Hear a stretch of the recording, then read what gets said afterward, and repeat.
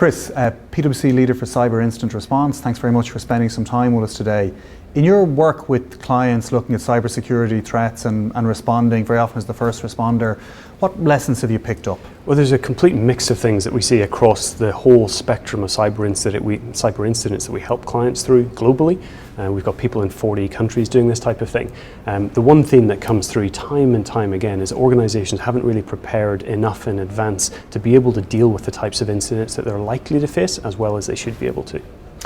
Okay, and that type of preparation, so you clearly come in when there's an incident and they need a rapid fix. What kind of things we should be doing to prepare up front and make sure our organization is robust and ready?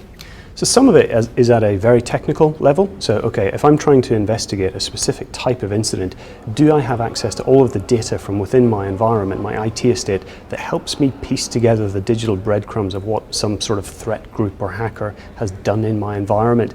But at a more general level, the kind of process and policies around that as well, hugely important. It was like, okay, who does what? Who's responsible for it? Who's accountable for a response to an incident?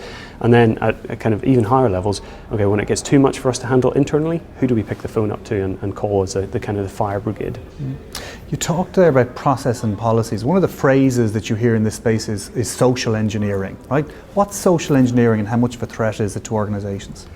It's something we see huge amounts of at the minute. So it's really somebody effectively acting as a bit of a confidence trickster. So me pretending to be you and sending emails that look like they're from you to your other partners in PwC, as an example. But it's something that we see at the minute that's responsible for an awful lot of the huge fraud losses that we see from cybercrime. People just being tricked into responding to emails apparently from their CEO asking for wire transfers, those types of things.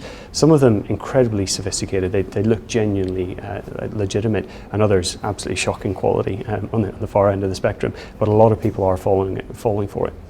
Okay, and as a final question, if you weren't talking to a chief information officer or a chief information security officer, if you were talking to a chief exec or a non-exec director, what are the 2 or 3 key things that they should take away and be thinking about right now?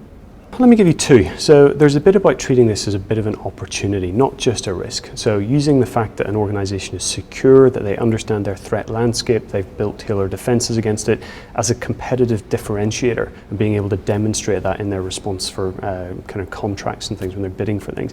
The other aspect, if you're kind of a non-exec or a CEO, being able to ask the right questions of the CIO, the CISO, heads of IT security, and previously there's been a little bit of a language barrier. I think that's changing now, and non-execs, for example, treating it a bit more like a normal kind of evidence gathering thing. So if you see a big thing in the press about latest vulnerability, being able to just simply ask for evidence that the organization has done something about that and has, for example, patched all their systems.